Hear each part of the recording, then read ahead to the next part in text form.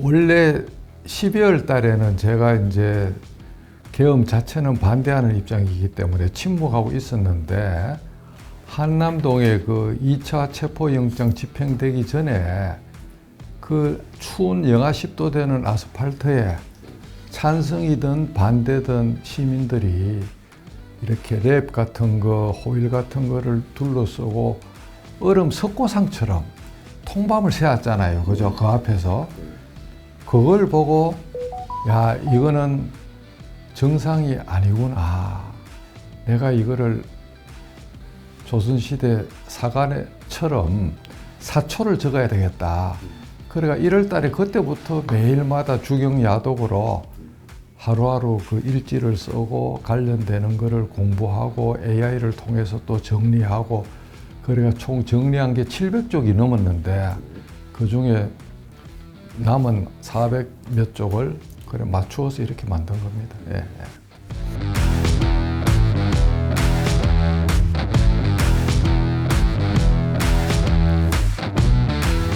제가 탄핵 인용 기각 결론을 두고 이 책을 쓴 게 아니고, 영어로 말하면 due process, 적법 절차라 그러는데, 모든 법적인 재판 절차는 결론도 중요하지만 결론을 도출하기 위한 사전 절차가 적법해야 되거든요.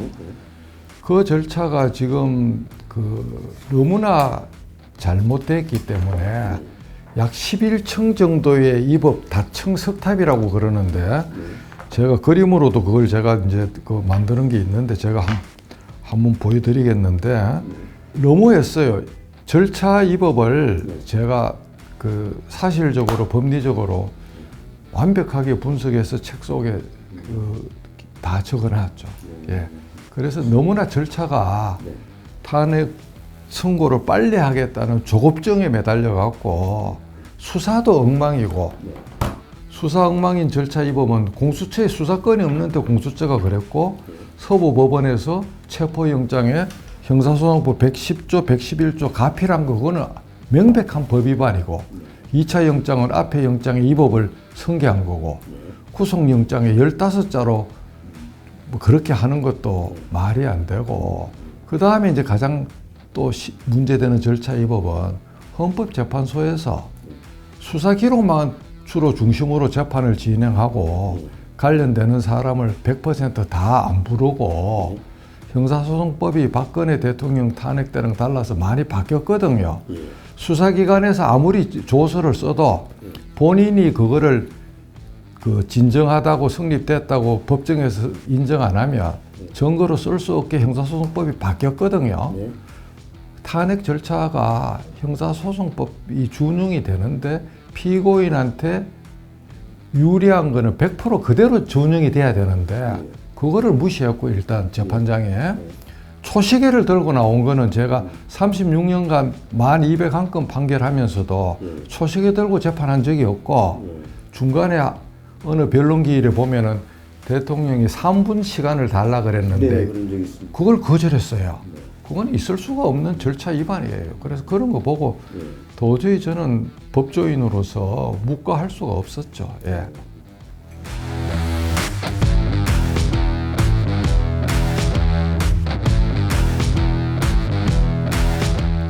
어제 서울고등법원의 공직선거법 무죄 해석을 과도하게 피고인한테 유리하게 했거든요. 자, 그러면 똑같은 기준을 분리할 때는 피고인한테 유리하게 해석해야 된다는 그 기준을 탄핵 심판에도 반드시 재판관들이 그건 고려해야 된다고 보거든요. 지난번에 구속 취소할 때 지기현 부장판사가 그 원칙을 적용했거든요. 어제도 결국 그 원칙 때문에 국민의 절반 정도가 수긍할 수 없는 판결이 났지만, 일단 판결이 났지만 일단 그거는 인정하고 대법원에 가서 우회될 거는 그 다음 문제고, 탄핵에서도 분리할 때는 피고인한테 유리하게 해석해야 된다는 그 형사법의 원칙을 탄핵에서도 당연히 인정해야 되죠. 예.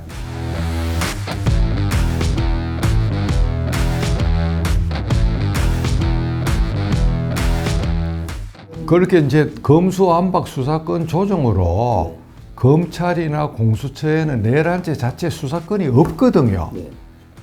경찰에서 수사해서 서부법원이 아닌 중앙법원에 영장 청구하고 그랬으면 정말 대통령 입장에서는 아무런 대응이 안 됐을 건데 검찰, 경찰, 공수처가 기관 이기주의에 빠져서 서로 공을 세우려고 경쟁하다가 법을 위반한 거를 밥 먹듯이 했어요. 그리고 대통령이 지금 마야강이 아니잖아요. 3,000명의 경찰을 동원해서 체포하는 게 전 세계에 다 중계가 됐는데 우리 국격은 뭐가 됩니까?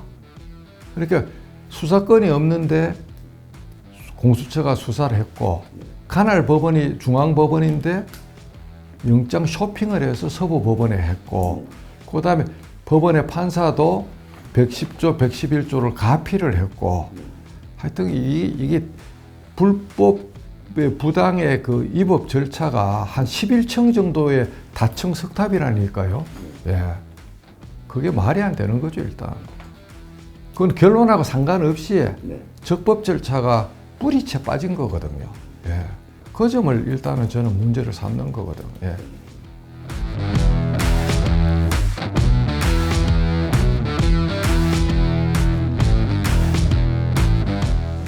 목적이 아무리 숭고한 지고지선이라 해도 절차의 적정 절차가 무너지면 그 모든 것이 사상 누각이 되고 실질적 법치주의, 영어로 말하면 rule of law는 형식적 법치주의인 법의 지배 rule by law로 절차가 위법하면 전락한다. 그리 되면 절차가 위배되면 어떤 국민 누구도 헌법상의 기본권 보장을 받을 수 없다가 이 책의 정신입니다. 이 뒷면에 이렇게 딱 표시를 해놨거든요. 적법 절차가 무너지면 대한민국 5천만 국민은 어느 누구도 대통령도 가루가 되는데 모든 국민이 다 가루가 되는 거예요. 유죄가 되더라도 절차를 지켜서 정거법칙을 따라서 재판을 해야 되는 거죠. 그 정거법칙을 헌법재판소에서 완전히 법률 용어로 껍질, 형해화를 시킨 거거든. 그 진술했는 사람 다 불러야 되는데 극히 일부만 부르고 예컨대 홍장은 체포 명단 엄청나게 의문이 많잖아요. 그렇죠. 그러면 필적 감정을 헌재에서 해야 되잖아요. 변희재라는 개인이 했어요. 자, 그거 정거법 위반이고 쓸 수가 없거든, 정거로. 그 다음에 각종건 특전 사령관, 특수전 사령관. 그 변론 종결 후에 녹음 파일이 TV조선에 공개가 됐잖아요. 엄청난 협박이 있었던 거 아닙니까? 그럼 다시 불러봐야 되죠. 변론 재개해갖고. 그런 거 다 개무시하잖아요.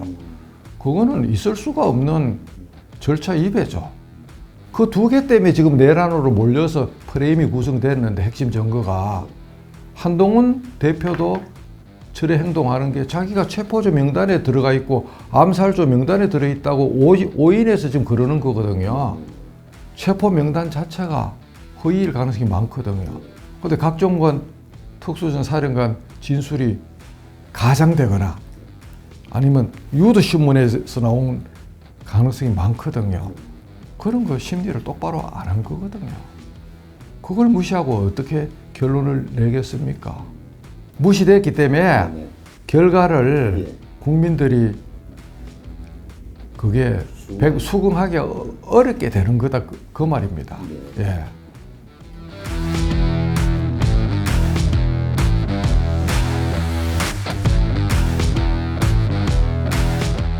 그래서 판사는 제가 항상 강조하지만 이념이나 진영에 충성할 게 아니라 헌법, 법률, 확립된 선례, 공평한 정의감, 헌법 정신 이런 거를 동아줄로 잡아야 되거든요. 그게 하다 보면 어떤 판결은 진보 판결로 보일 수도 있고 어떤 판결은 보수 판결로 보일 수도 있지만 헌법 정신, 법률 선례, 독단이 아닌 공평한 정의감, 개인적 양심이 아닌 직업적 법관으로서 양심 이런 거를 동아줄로 해서 정년 퇴임할 때 작년 1월 30일 날 제가 36년 법관을 퇴임했는데 그때 마지막으로 부탁한 게 일개 판사로 조롱받지 말고 일국 판사의 기백과 자존심으로 재판에 임하라고 진짜 목놓아 외쳤습니다. 일개 판사 소리 듣지 말고 일국 판사. 지금 판결 하나가 나라의 운명을 좌우하는 일국 판사잖아요. 탄핵도 그렇고 어제 있었던 공직선거법도 그렇고 그런 사건을 할 때 자고우면하지 말고 헌법 정신, 법률, 선례, 공평한 정의감 그런 걸로 판결하면 누가 뭐라 그러겠습니까? 그래서 자꾸 뭐를 비틀고 깨 맞추기 판결을 기교사법이라 그러거든. 기교. 장난친다고 기교. 사법이라 그래요. 기교사법적 재판 운영을 하면 안 되는 거죠. 그리 되면 판사가 아닌 거고 법 도둑이 되는 거예요.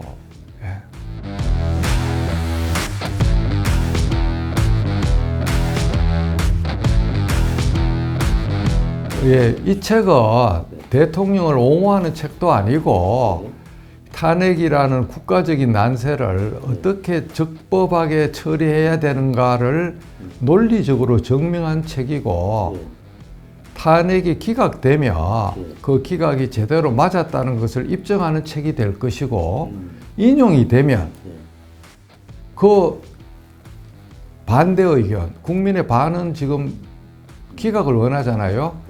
그분들이 왜 기각을 원했는지에 대한 역사적 반대 증거 기록이 되기 때문에 인용이 돼도 이 책이 필요하고 기각이 되면 더더욱 필요하고 그래서 일종의 디지털 AI 탄핵 징비록이 될 거예요. 탄핵의 징비록. 그리고 사초. 21세기 디지털 AI 시대의 탄핵 절차의 징비록이 기능을 한다. 인용이 되든 기각이 되든. 저는 제 영혼을 담았고 책의 곳곳에 보면 미나가 들어가 있는데 우리 아내 미나입니다. 아직 허락도 못 받았고 책 쓰는지도 모르고 있어요. 책 물건이 나오면 보여주면서 용서를 구할 겁니다. 예. 부부 합작으로 책을 쓴 셈이죠. 예.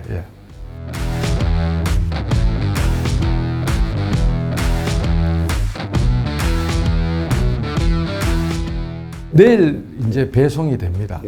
예. 네이버 스마트 스토어에서 네이버 녹색 창에서 백척 간두 끝자락이라고 딱 넣으면 그 주문 링크가 나오거든요. 그래서 네이버에서 주문하면 바로 배송이 되고 거기 주문이 어려운 사람은 그 출판사 그 전화번호가 나오기 때문에 수동으로 그냥 아날로그 전화로 전화 주문해도 되고 내일부터 책이 발송되고 조금 전에 인쇄가 끝났습니다. 예.